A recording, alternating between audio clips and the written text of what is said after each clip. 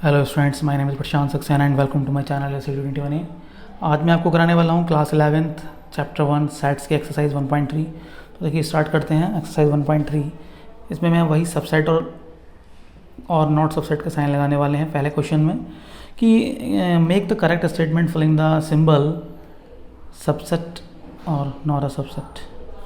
तो इसमें देखिए पहला लिखा है कि फर्स्ट वाले जो ऑप्शन है उसमें लिखा है इन दोनों के बीच में ब्लैंक दिया है कि कौन सा साइन आएगा।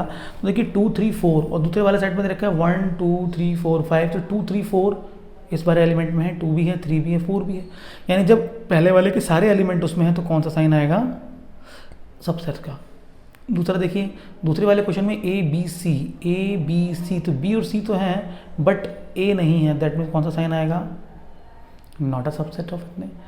अब नेक्स्ट देखिए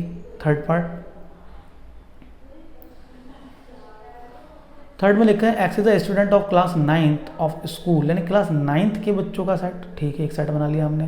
दूसरा कहता है स्टूडेंट ऑफ योर स्कूल, यानी सारे बच्चों का सेट। भाई जब 9th वाले बच्चे सारे बच्चों के अंदर ही आ जाएंगे ना, सारे बच्चे लिखे जाएंगे, स्कूल के सारे बच्चों का नाम आएगा, और यहाँ सिर्फ 9th वाले, तो ये इसके सारे एलिमेंट स्कूल के बच्चों में तो होंगे, यानी कौन सा साइन आएगा? सबसेट का आएगा। क्यों? क्योंकि 9th के बच्चे स्कूल के बच्चे हैं, इसलिए। नेक्स्ट देखिए क्वेश्चन नंबर 4 कह रहे हैं a circle in a plane, circle में एक प्लेन में सर्किल बनाना है, उसका सेट। दूसरा कह रहे हैं circle in the same plane with radius 1, यानी केवल वो सर्किल आएंगे जिनकी रेडियस 1 है, जबकि इसकी रेडियस तो कुछ भी हो सकती है, यानी ये सबसेट नहीं होगा क्योंकि ये अलग हो सकता है। नंबर 5 कह रहे हैं x is a triangle in a plane, x का एक ट्राइंगल है और x is a rectangle in a plane, मतलब ही नहीं है ट्राइंगल रेक्टेंगल सबसेट होने का, तो कोई चांस ही नहीं है। नेक्स्ट देखिए क्वेश्चन नंबर 6 इसका। इसमें लिखा है x is an equilateral triangle in a plane, x क्या है? एक इक्विलेटरल ट्राइंगल का सेट है, यानी एक ऐसा सेट जिसमें केवल इक्विलेटरल जिनकी तीनों साइड इक्वल आएंगी, और ये एक दूसरा सेट है जिसमें सारे ही ट्राइंगल आ जाएंगे। तो ये जब सारे ट्राइंगल आ गए तो इसके अंदर इक्विलेटर वाले भी होंगे, यानी ये सबसेट होगा। ठीक है, लास्ट क्वेश्चन देखिए, क्वेश्चन नंबर फर्स्ट का लास्ट पार्ट 7 कह रहे हैं ना set of an even natural number, even natural number का सेट और set of the all integers. भाई होगा, इसमें क्या हो रहा है? इवन नेचुरल नंबर है और उसमें क्या है? देखिए the set of the even natural number is a subset of integer. क्यों? क्योंकि इवन नेचुरल नंबर कौन से आएंगे? 2 4 6 इस तरह से आएंगे, और जो नेचुरल नंबर है इंटीजर है उसमें दो सारे आ जाते हैं, +-2 +-4, यानी 2 भी इसका एक मेंबर है, 4 भी इसका मेंबर है, 6 भी इसका एक मेंबर होगा आगे चल के, या +-6 भी लिखेंगे ना उसमें, तो यानी ये सबसेट रहेगा, यानी सबसेट है। नेक्स्ट क्वेश्चन देखिए क्वेश्चन नंबर 2। अब इसमें साइन लगा दिए, बताना है आपको कौन सा ट्रू है कौन सा फॉल्स है। अब देखें आप पहले में क्या है कि A B not subset of B A. देखो ए और बी दोनों इसके एलिमेंट और दोनों ही इसमें भी हैं, और इन्होंने क्या है कि नहीं है, इन्होंने यानी इनका स्टेटमेंट जो बताया ना वो गलत है, क्योंकि वो सबसेट होगा, यानी ये फॉल्स आएगा इसका आंसर। दूसरे वाले देखो कह रहे हैं ए ई, यानी बॉवल्स हैं 2, ठीक है, और दूसरे वाले में सेट कह रहे हैं बॉबल्स सारे आ जाएंगे, यानी ए ई आई ओ यू, यानी तो ये दोनों एलिमेंट इसमें होंगे, यानी सबसेट है, यानी दूसरा कैसा है? ट्रू है। थर्ड वाले में कह रहे हैं 1 2 3, देखो इसमें 3 भी है 1 भी, लेकिन 2 नहीं है। भाई 2 दूसरे वाले सेट में 2 नहीं है, यानी 2 बिलोंग नहीं कर रहा है, इसका मतलब ये फॉल्स है। क्या कहना है? सबसेट है। ये 2 है ही नहीं तो आपने सबसेट कैसे कह दिया, यानी ये कैसे हो जाएगा? फॉल्स हो जाएगा। थर्ड नेक्स्ट देखिए कह रहे हैं ए एक सेट है जिसके अंदर एक ही एलिमेंट है ए, और वो इसका सबसेट होगा कि हाँ भाई एक में एक ही एलिमेंट है, वो भी दूसरे वाले के अंदर है, इसका मतलब कैसा है? सबसेट है। तो ये कौन सा रहेगा? चौथा ट्रू। अब इन्होंने कहा है कि ए इज अ सेट, और कह रहे हैं वो बिलोंग्स करेगा उसमें ना, ये गलत है। क्यों? क्योंकि अगर केवल ए लिखा होता और वो बिलोंग्स करता तो ठीक है। क्यों? क्योंकि ए इसका एलिमेंट है तो बिलोंग्स का फर्स्ट साइन आ जाता, और अगर आप सेट में लिख रहे हो तो बिलोंग्स का ना लेकर के आप सब सेट का साइन लगाना चाहिए था, इसलिए ये कौन सा है? 5 वाला फॉल्स रहेगा।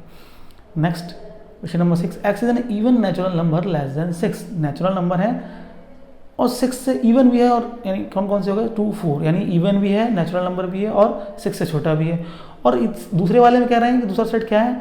नेचुरल नंबर डिविडेंट ऑफ 36, जो 36 को डिवाइड कर दे 2 भी कर देता है, ठीक है, 4 भी कर देता है, और अभी आगे आ जाएगा 6 भी कर देगा, और भी और नंबर आ जाएंगे, लेकिन इसमें सारे एलिमेंट इसमें आ रहे हैं ना, इसका मतलब ये सबसेट है, that means it is true.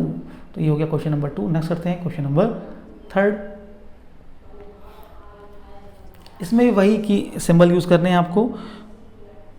क्या कहा गया है कि ए बी, अब देखिए यहाँ पे जो 3,4 है ना, 3,4 एक सेट है जो एलिमेंट है ए का। ध्यान रखना, ए का एलिमेंट की जगह लिखा है, इस चीज़ पे थोड़े क्वेश्चन बनेंगे। क्या 3,4 बिलोंग कर रहा है ए में? क्या ये स्टेटमेंट ट्रू है? ये इनकरेक्ट है। क्यों? क्योंकि अगर 3,4 उसका एलिमेंट है तो जब एलिमेंट की बात चलती है तो हम सबसेट का नहीं बल्कि बिलोंग का साइन लगाते हैं, तो ये क्या हो जाएगा? इनकरेक्ट हो जाएगा पहला। अगर हम दूसरे की बात करें, क्या करें, 3,4 बिलोंग्स, हाँ तो ये ठीक है, अब बिलोंग का साइन लगाया, ये बात ठीक है। देखिए थर्ड कह रहे 3,4 को भी, यानी 3,4 का सेट, ये एक एलिमेंट था, इसको भी सेट में लिख दिया। हाँ, अब कह सकते हैं कि ये इसका सबसेट है, तो ये ट्रू है थर्ड। नेक्स्ट देखिए, थर्ड कैसा करेक्ट है। नंबर 4 कह रहे हैं 1 बिलोंग कर रहा है ए में, 1 बिलोंग कर रहा है ए में, हाँ ठीक है, ट्रू है, 1 is the element of, 1 subset है का ना, ये गलत है। सबसेट कैसे हो जाएगा? सबसेट कैसे सेट में लिखना पड़ता है उसका, तो ये फिफ्थ वाला जो है इनकरेक्ट है, जो कि 4 वाला करेक्ट है। नेक्स्ट देखेंगे,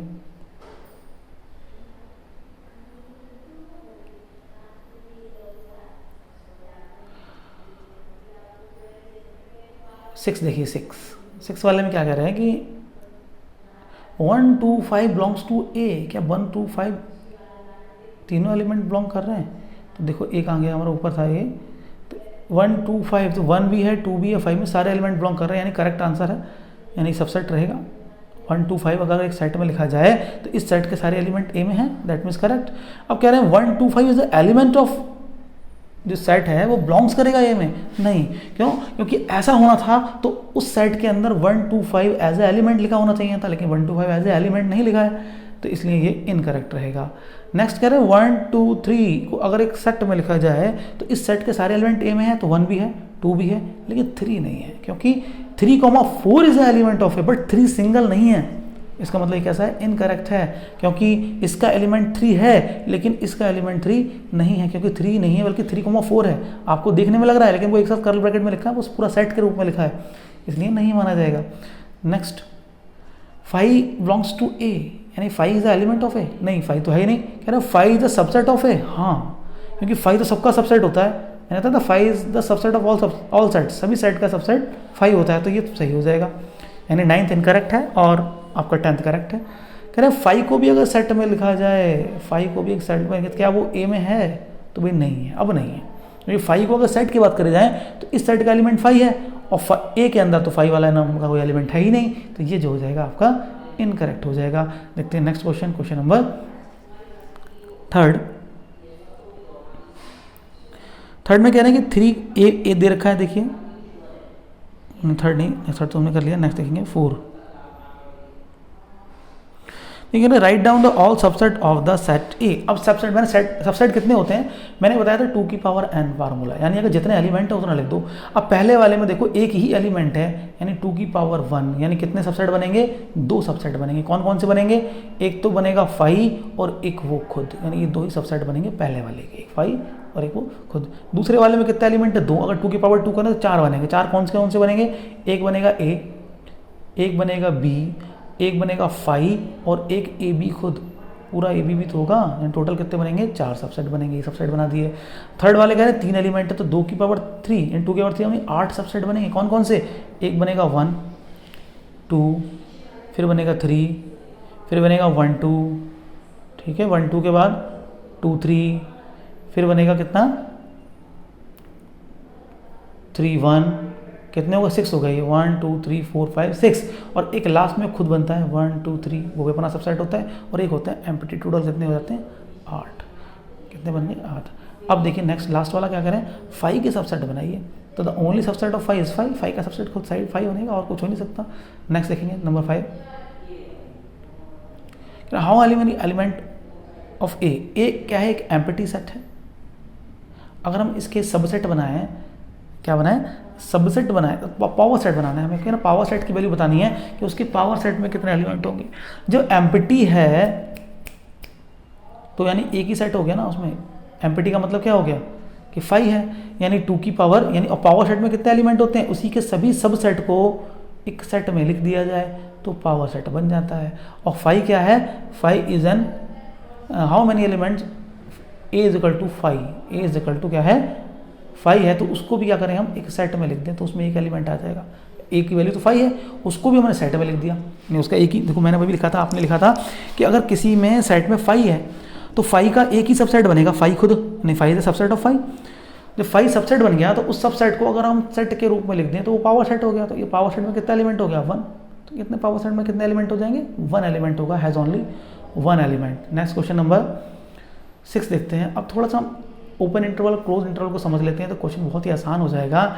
एक इंटरवल लिखा होता है a, b, इसे हम बोलते हैं ओपन इंटरवल। ओपन इंटरवल में क्या होता है कि टर्मिनल पॉइंट इंक्लूड नहीं होते, यानी a से b तक वैल्यू होती है, मतलब a और b के बीच की वैल्यू होगी, x की वैल्यू a नहीं हो सकती, b नहीं हो सकती। जबकि क्लोज इंटरवल लिखा है a, b, क्लोज को बड़े ब्रैकेट में लिखते हैं, इसका मतलब हो गया जो x की वैल्यू होगी वो less than is equal to X और less than is equal to B, मतलब इसमें a भी इंक्लूड होगा और b भी इंक्लूड होगा, बीच की सारी वैल्यू तो आएंगी क्लोज में, और a और b भी इसमें शामिल होंगे। तो कौन सा टर्मिनल पॉइंट शामिल है तो ये क्लोज बनता है, और टर्मिनल पॉइंट शामिल नहीं है तो ये ओपन इंटरवल बनता है। इसी के अकॉर्डिंग हमें इंटरवल बनाना है। देखो पहला वाला जो लिखा है इसमें जो इंटर -4 से 6 x की वैल्यू है, लेकिन -4 जो है कैसा है, देखो -4 वो लिखा हुआ है केवल लेस देन का साइन, यानी ये ओपन इंटरवल। जबकि 6 की तरफ लिखा है लेस देन इक्वल, मतलब 6 की साइड लेस देन इक्वल वाला 6 भी शामिल है, तो कौन सा आएगा, इस तरह से बनेगा, यानी इधर से क्लोज है इधर से ओपन है। दूसरे वाले की बात करें हम -12 से 10, यानी -12 और -10, और इसमें ये दोनों इक्वल का साइन नहीं है, यानी दो टर्मिनल पॉइंट शामिल नहीं है, तो कैसा आएगा ये ओपन वाला।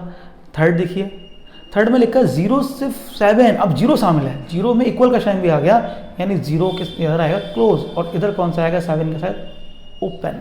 क्यों, क्योंकि यहाँ पे 7 इक्वल नहीं है।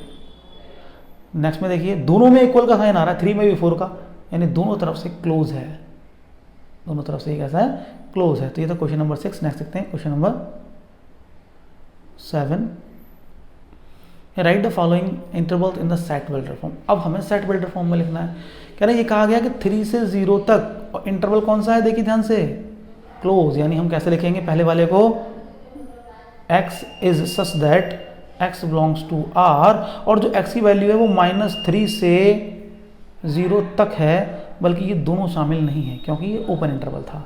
अगर मैं दूसरे वाले को देखूं ध्यान से, तो दूसरे वाले में टर्मिनल पॉइंट भी इंक्लूड है, यानी x is such that x belongs to r, लेकिन यहाँ पे क्या है टर्मिनल पॉइंट भी शामिल हैं, यानी इक्वल का साइन आएगा, यानी 6 देन इक्वल टू और less than is equal to 12, और ब्रैकेट कर देंगे close. This is the set builder form. अगर हम थर्ड वाले को देखें तो इसमें क्या है x is such that x belongs to real number r, और यहाँ नीचे से जो लोअर लिमिट है ये केवल लेस देन का साइन है, और अपर लिमिट में देखो कैसा है लेस देन इक्वल दोनों आएंगे, क्यों, क्योंकि क्लोज इंटरवल है। तो यहाँ पे कितना आएगा 12 अपर लिमिट में। लास्ट वाला देखिए, ये इधर से तो क्लोज है, that means x is such that x belongs to r, लिखना तो हमें इसमें ही है कॉमा।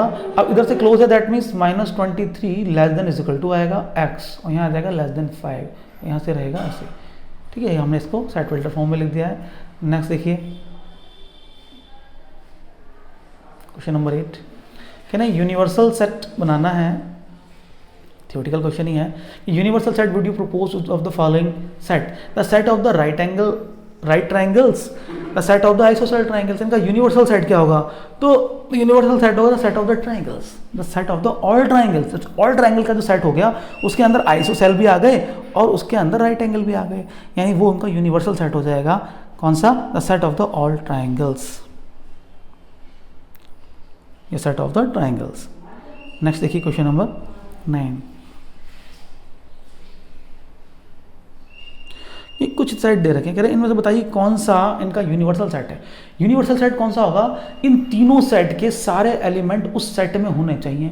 अगर हम ए की बात करें तो इसमें इस वाले पहले वाले की बात करें तो इसमें 1 2 3 तो है, पहले वाले के सारे एलिमेंट आ गए, 2 4 6 दूसरे वाले के भी सारे एलिमेंट आ गए। और हम थर्ड वाले की बात करें तो इसमें 8 है, सी में 8 है और इसमें 8 नहीं है, यानी पहला वाला तो यूनिवर्सल सेट हो ही नहीं सकता। दूसरा वाला 5 है, वो भी नहीं हो सकता यूनिवर्सल सेट, 5 कैसे हो सकता है यूनिवर्सल सेट, उसके एलिमेंट होंगे ही नहीं। अगर हम बात करें थर्ड वाले की, तो थर्ड वाला देखो यहाँ पे जरा, जो थर्ड वाला है उसमें ए के सारे एलिमेंट आ रहे हैं, बी के सारे एलिमेंट आ रहे हैं और सी के भी सारे एलिमेंट आ रहे हैं, यानी जो थर्ड वाला है वही यूनिवर्सल सेट है। हम 4 वाले को भी चेक कर लेते हैं, तो 4 वाले में जो सी के एलिमेंट है 0, वो जीरो इसमें नहीं है, यानी ये भी यूनिवर्सल सेट नहीं है, क्योंकि ए बी सी तीनों के सारे एलिमेंट होने चाहिए। तो वो कौन सा है? थर्ड ऑप्शन, कि इसमें सारे एलिमेंट है, that mean third is the universal set of the given three sets. उनका यूनिवर्सल सेट कितना है? थर्ड वाला है। तो इसको आप अपनी नोटबुक पर नोट करके अच्छे से कर लेंगे स्टूडेंट्स। Thank you.